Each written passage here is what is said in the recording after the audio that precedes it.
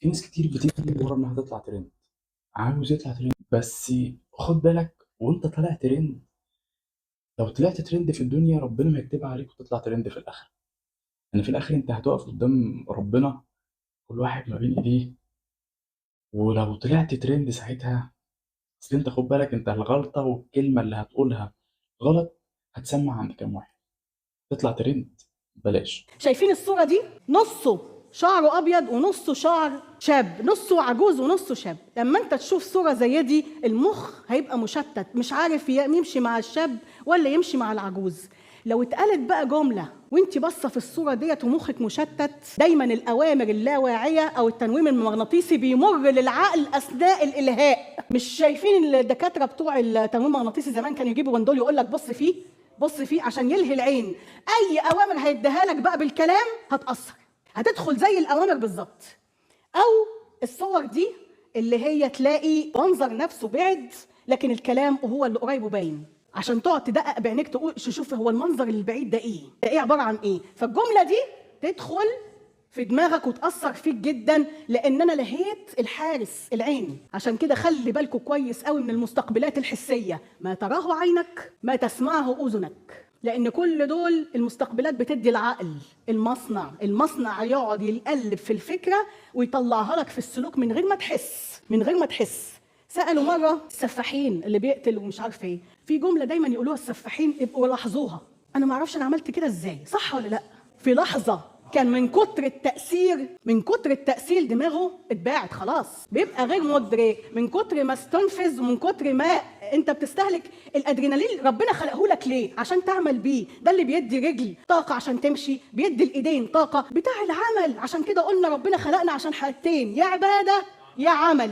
انما لما اقعد استنفذ الادرينالين في مسلسل مشكله طلاق وخيانه، كل ستات معرفش ايه وكل رجاله معرفش ايه، بيستخدموا كل ادوات التشويه عشان خاطر تعيشي في احباط وخوف. سالت بنت مره قلت لها انت كل ما يجي لك والدتك بتقول لي كل ما يجي لها عريس ترفضه، قالت لي طب ما احنا اللي بسمعه من صحباتي ما يسرش خالص. قلت لها هو ظروف صحباتك زي ظروفك؟ شخصيه صاحبتك زي شخصيتك؟ نيه صاحبتك زي نيتك؟ لا، ربنا بيقول لك نيه زي الفل، تعيش عيشه زي الفل.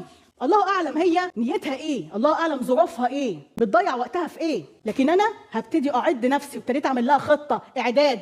اهتمام بالطفل، الاهتمام بالبيت ازاي، طاقه المكان ازاي، الراجل يدخل يلاقي كورنر ركن يقعد فيه، ده ركن الانسجام اول ما يجي من الشغل تعبان. علمتها وديتها دنيا تانية خالص. البنت بقى عندها قابليه انها تقبل العريس بعد كده عشان معاها اسلحه دلوقتي، ما عدناش خايفين، معانا ادوات حلوه.